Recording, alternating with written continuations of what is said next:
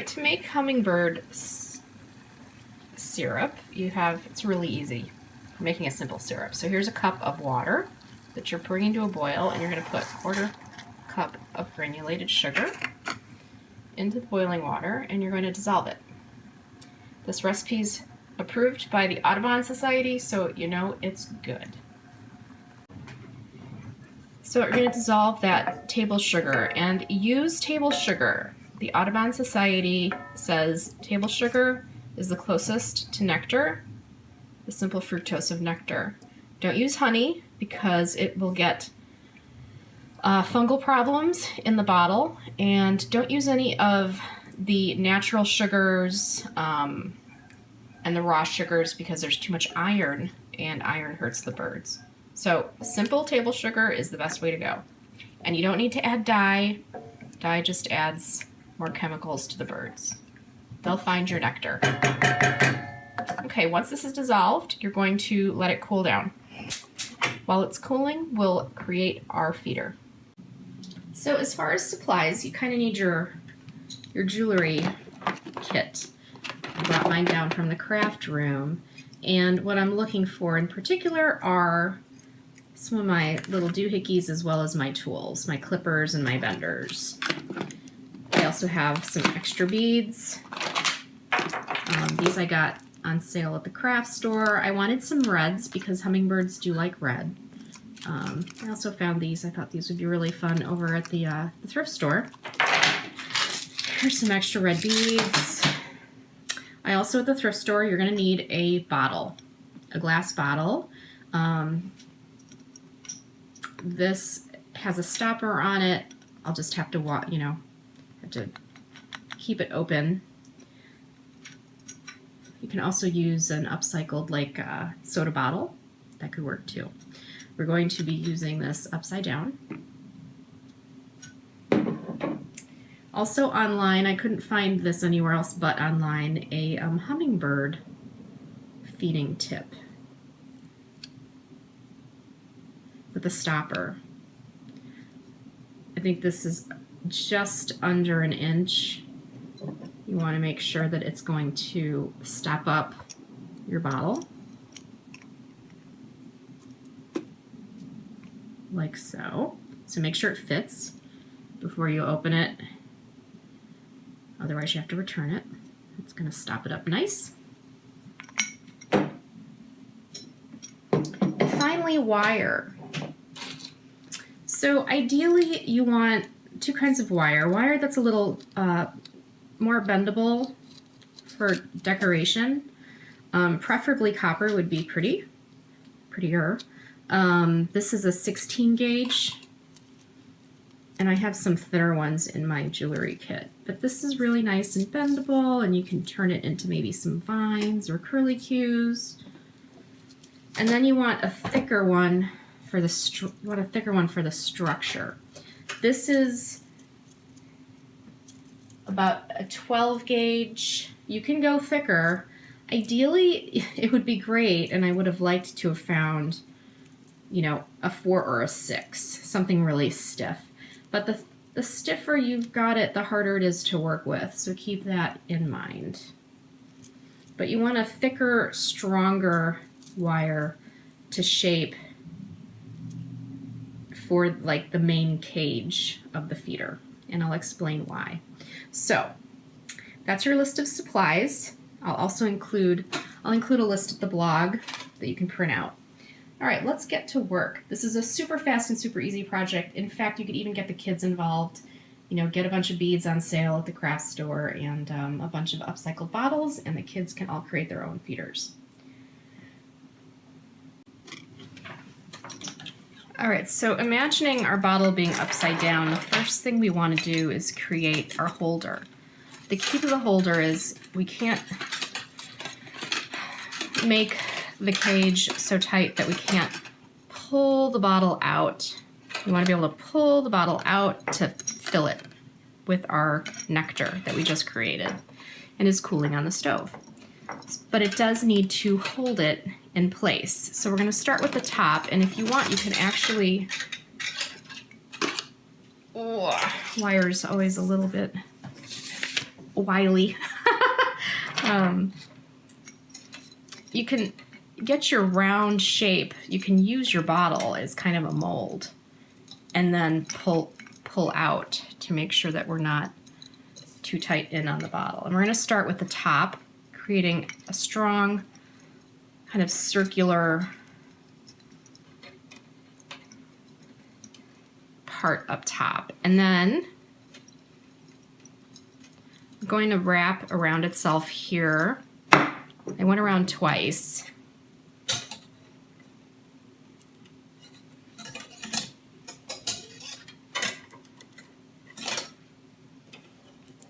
So I'm going to weave that through because I want to go down the bottle on one side.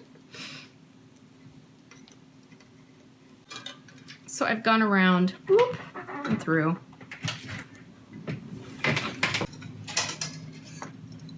So I've gone down the side, and now I've circled around the base. And now I want to make sure it's holding, which it is. So that seems like a good size. I'm going to go around a couple more times. So now we've got kind of a top and a bottom. So I wove it through once, and I want to wrap it around again, so I'm going to cut this because it's just too crazy. And now I can really clamp this down. And now we're going to go to the other side.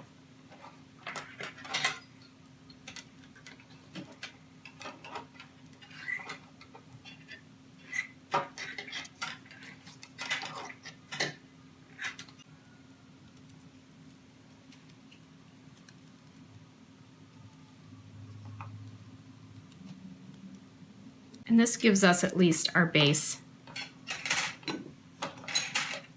for our feeder. Now we'd like something up top to hold it, and then we can start adding some beads and decorating.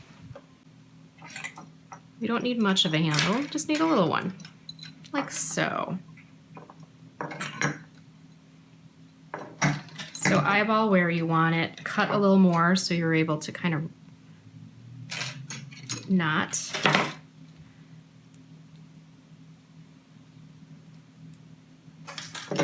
Take the bottle out.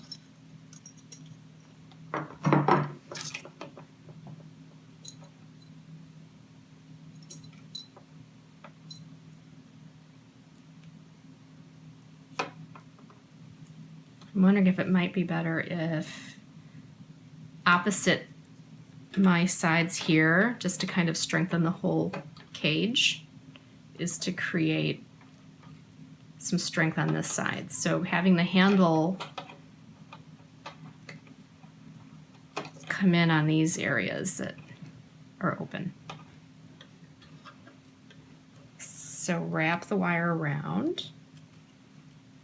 You know, when you get to the thicker gauges of wire that are stiffer, you're definitely going to need your tools. It's not as easy to use with your hands. It's holding it nice and tight, right? And you're able to get it out to fill it. So that's our base. And now we can have some fun. If you want to go in and tighten and bring down some of these ends, like so no one's getting hurt, including our little hummingbirds, please do so. I'm going to do that right now. So now I'm going to bring in my thinner copper wire. We're going to kind of prettyify, if you will, our feeder. I'm going to use some beads. The other thing this wire is going to do is continuing to strengthen our structure. So I'm just going to bring in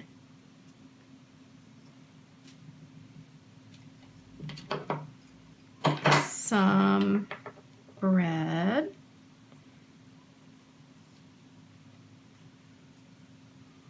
I'm creating kind of a stopper in the wire. So I've woven a couple beads onto the wire, and I'm starting to thread it kind of around decoratively.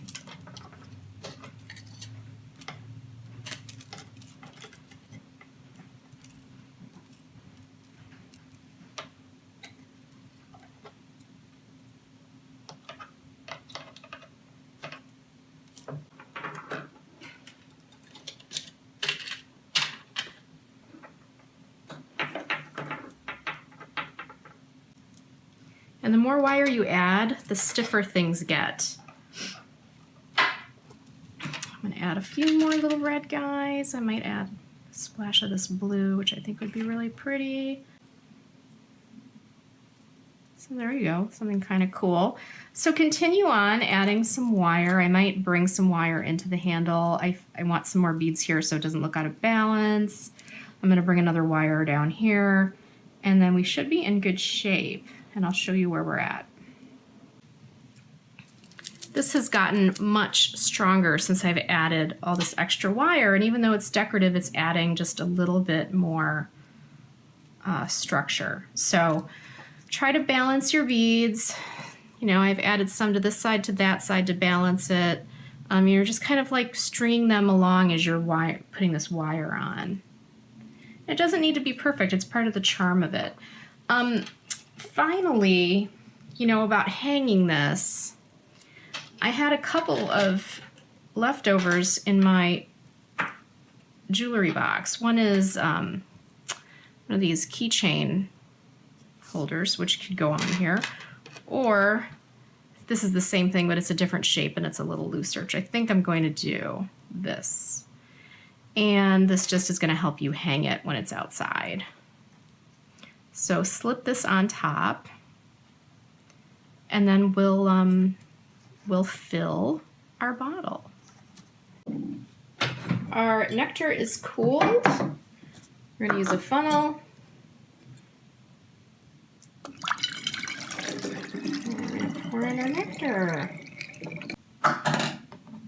Stop it. And really push it in.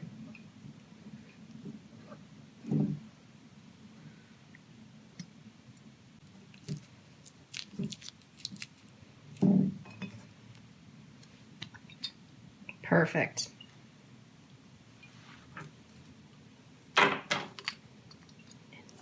Put it in.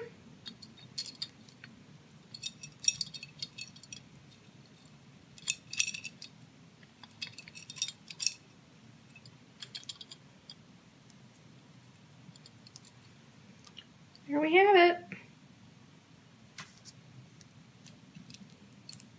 It's really, really cool.